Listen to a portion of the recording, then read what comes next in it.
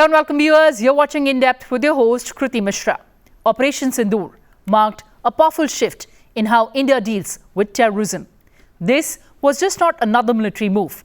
It was a clear message to the world that India will not stay silent in the face of cross-border attacks.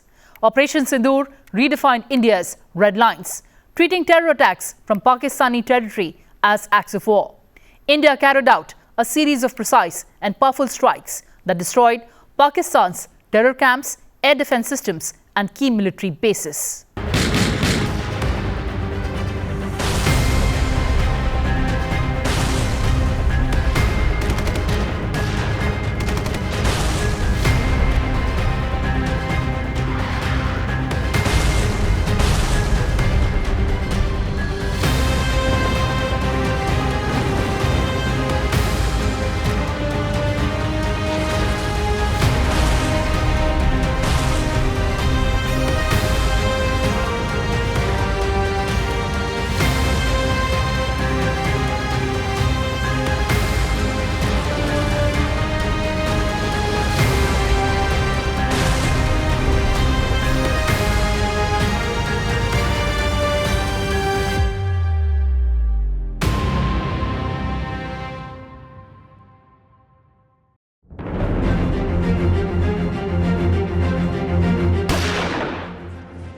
In an age of multi-domain warfare, where threats evolve faster than borders shift, India's national security architecture has demonstrated the strength of jointness and strategic foresight. Operation Sindoor, initiated on May 7, 2025, in the aftermath of the Pahalgam terror attack, which claimed the lives of 26 innocent civilians, showcased a calibrated tri-services response that embodied precision, professionalism and purpose. Operation Sindoor was conceived as a punitive and targeted campaign to dismantle the terror infrastructure across the line of control and deeper inside Pakistan. Multi-agency intelligence provided confirmation of 9 major camps that were eventually targeted in the operation. India's retaliatory action was based on meticulous planning and an intelligence-led approach, which ensured that the operations were conducted with minimal collateral damage. Operational ethics was central to the mission, and restraint was exercised to avoid civilian harm. In the aftermath of Operation Sindoor, Pakistan initiated a series of retaliatory drone and UCAV attacks targeting key Indian air bases and logistics infrastructure. These attempts, however, were effectively neutralized by India's comprehensive and multi-layered air defense architecture. Central to this success was the integrated command and control strategy, which facilitated real-time threat identification, assessment, and interception across multiple domains. In every single domain of Operation Sindoor, there was operational synergy between the forces and fully supported by the government, agencies and departments. The operation unfolded across land, air and sea, a seamless demonstration of synergy between Indian Army, Air Force and Navy.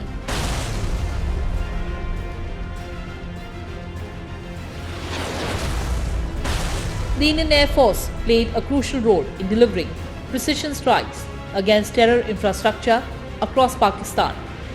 It conducted high-impact air operations on targets such as Noor Khan Air Base and Rahimar Khan Air Base, with visual evidence of damage presented during official briefings.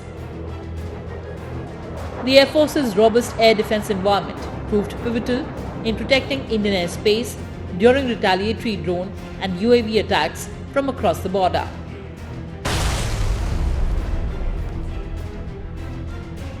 The indigenously developed Akash surface-to-air missile system and legacy platforms like Pichora and OSA-AK were deployed effectively in a layered defense grid. The IF's integrated air command and control system enabled real-time coordination of air assets allowing Indian forces to neutralize aerial threats efficiently and maintain net-centric operations throughout the conflict. Simultaneously, the Indian Army demonstrated its preparedness and effectiveness in both defensive and offensive roles. The Army's air defense units worked in tandem with the Air Force, deploying a wide array of systems ranging from shoulder-fired MANPADS and LLAD guns to long-range SAMs. These units were instrumental in countering waves of drones and loitering munitions launched by Pakistan. Despite Pakistan's unrelenting efforts to inflict damage, Indian forces succeeded in ensuring the security of both military and civilian infrastructure. The Indian Navy played a critical role in asserting maritime dominance during Operation Sindoor. Operating as a composite, networked force, the Navy deployed its carrier battle group, equipped with MiG-29K fighter jets and airborne early warning helicopters. This ensured persistent surveillance and real-time identification of threats across the maritime domain. The CBG maintained a powerful air defense shield that prevented hostile aerial incursions, especially from the Makran coast. The Navy's presence created a strong deterrent and effectively bottled up Pakistani air elements along their western seaboard, denying them any operational space. Naval pilots conducted round-the-clock sorties, further demonstrating India's readiness and strategic reach in the region.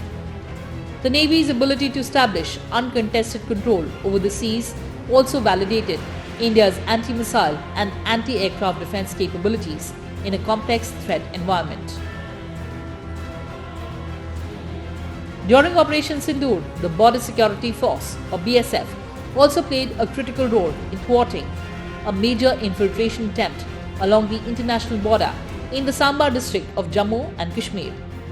BSF troops noticed suspicious movement in the early hours and swiftly responded, leading to a heavy exchange of fire.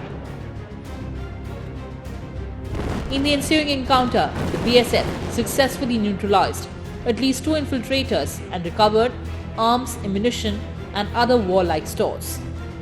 The operation underscored the BSF's vigilance, operational preparedness, and its crucial role in maintaining border security during heightened tensions.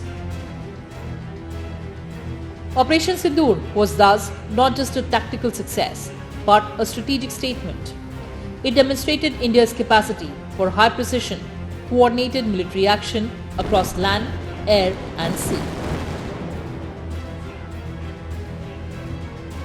The operation was made possible by years of investment in defense preparedness and the unwavering policy and budgetary support from the Government of India.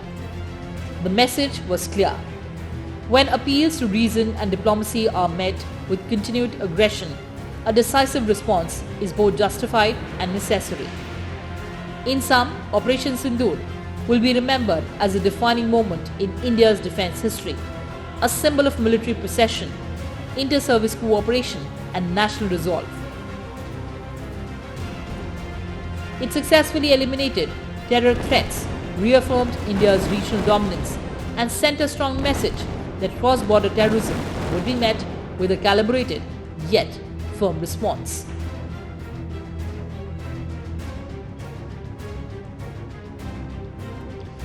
Let's take a look at the major government-led coordination efforts among the armed forces. Creation of the Chief of Defence Staff, or CDS. On 24 December 2019, the Union Cabinet approved the creation of the Chief of Defence Staff, a 4-star general who heads the Department of Military Affairs and acts as a principal military advisor to the Defence Minister on tri-service matters. Key roles of the CDS include overseeing the Army, Navy, Air Force and Territorial Army, promoting jointness in procurement, training, staffing and command restructuring, leading tri-service organizations including cyber and space commands, advising the Nuclear Command Authority and participating in defense planning bodies, driving reforms to optimize resources enhance combat capabilities, and reduce waste. Implementing multi-year defense acquisition plans and prioritizing inter-service needs. The CDS strengthens unified leadership and fosters integration for a more coordinated and modern Indian military. Integrated theatre commands. To modernize the armed forces, efforts are underway to restructure forces through the establishment of integrated theatre commands and integrated battle groups. These reforms aim to optimize operational preparedness by unifying the Army, Navy, and Air Force capabilities based on geography and function.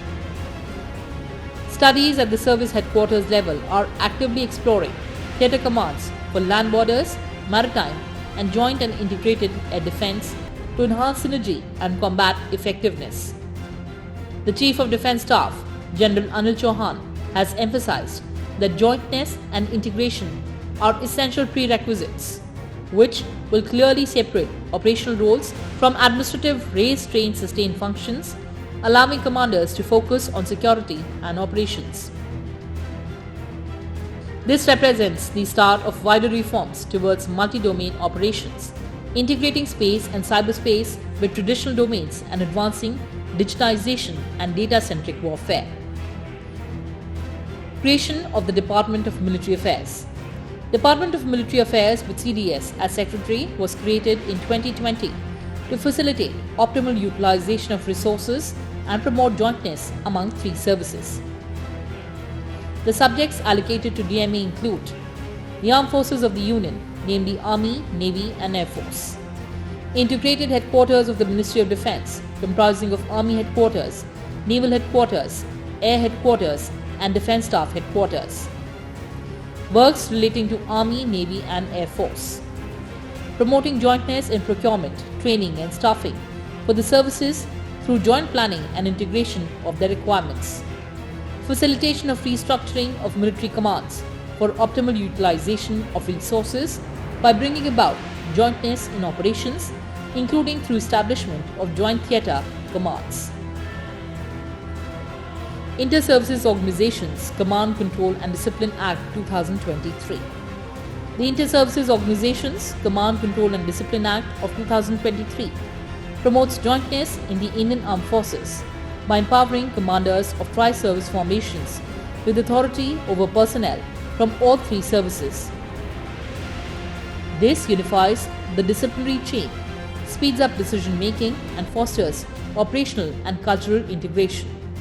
By streamlining command without affecting individual service identities, the Act lays the legal foundation for future integrated theatre commands. Key implications of this Act are: unified command. ISO commanders can discipline all personnel under one authority. Faster processes, reduces delays from inter-service coordination. Joint culture, encourages cross-service cohesion and shared responsibility. Legal base for theatre commands, supports future integrated operations. Service identity retained. Each service's unique norms remain intact. Joint logistics nodes. 3 joint logistic nodes have been established and are operational since 2021 at Mumbai, Guwahati, Port Blair for logistics integration between the three services. These provide integrated logistics cover to the armed forces for their small arms ammunition, rations, fuel, general stores, civil hire transport, aviation clothing, spares, and also engineering support in an effort to synergize their operational efforts. This initiative would accrue advantages in terms of saving of manpower, economize utilization of resources, besides financial saving. Joint training courses and seminars or exercise. Tri-Services Future Warfare Course, a pioneering initiative by Chief of Defence of Staff. This is a rank agnostic course for Major Generals to Majors and their equivalent level officers from other services. The course intends to acquaint the officers with the operational and technological aspects of modern warfare. The need for a future warfare course for tri-services officers arose from the rapidly evolving nature of modern warfare, driven by technological advancements, changing global dynamics, and emerging threats. The course has been curated by Headquarters Integrated Defence Staff with the help of veteran and serving subject matter experts. The first edition was conducted in New Delhi from 23rd to 27th September 2024, and the second edition was held at Manekshaw Centre in New Delhi from April 21st to May 9th, 2025. The second edition featured an enhanced curriculum covering specialized subjects and domain-specific warfare developments in military operations. Defence Services Technical Staff Course. This was held on 10th June 2024 in Pune with 166 officers from Army, Navy, Air Force, Coast Guard and friendly foreign nations. For the first time, the course was conducted by Tri-Services Joint Training Teams, marking a significant step towards jointness and multi-domain operational readiness. Officers were trained in emerging technologies, defense strategy and geopolitical awareness, along with exposure to live drills, defense and R&D and industrial corridors, a bold push towards techno-leadership and Atmanirbharta in military capability. Parivartan Chintan Conference. The Tri-Service Conference, Parivartan Chintan, was held in New Delhi on 8 April 2024. The Chintan was curated as a brainstorming and idea incubation discussion to generate new and fresh ideas, initiatives and reforms to further propel jointness and integration in the armed forces. Exercise Prachand Prahar 2025. The Indian Armed Forces conducted a tri-service integrated multi-domain exercise, Prachand Prahar, in the high altitude terrain of Himalayas along the northern borders in Arunachal Pradesh. The 3-day exercise held from March 25 to 27, 2025 focused on coordinated operations involving the Army, Air Force and Navy. Prachand Prahar follows exercise Purvi Prahar conducted in November 2024, which focused on the integrated application of aviation assets. The exercise validated integrated planning, command and control, and seamless execution of surveillance and firepower platforms across 3 services, covering the full spectrum of conflict.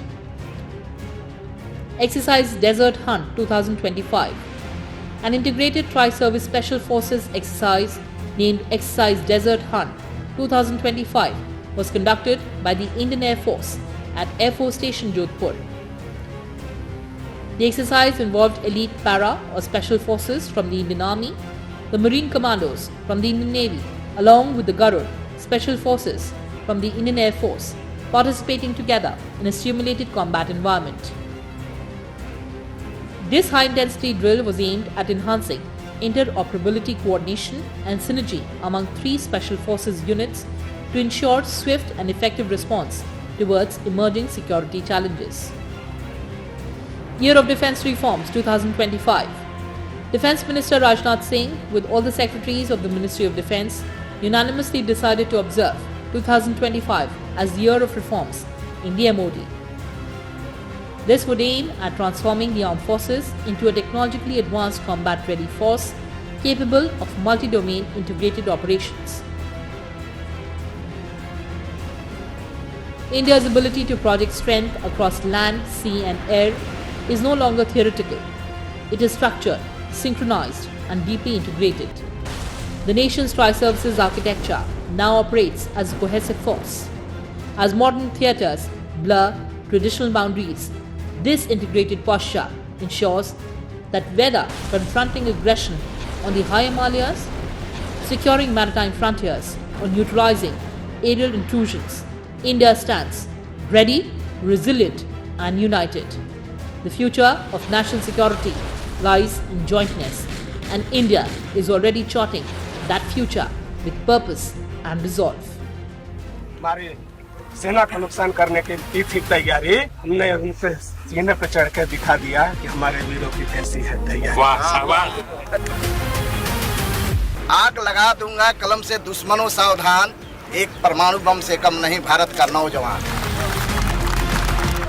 Operation सिंदूर कोई सामान्य सैन्य अभियान नहीं, ये भारत की नीति, नियत और निर्णायक क्षमता की त्रिवेणी है।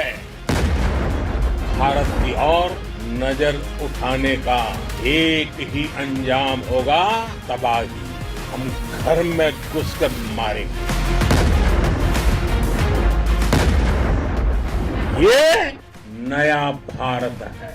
ये भारत शांति चाहता है, लेकिन अगर मानवता पर हमला होता है तो ये भारत युद्ध के मोर्चे पर दुश्मन को मिट्टी में मिलाना भी अच्छी तरह जानता है। Well, viewers, that's all we had for you in this edition. Thanks for watching and stay tuned to Sansad TV.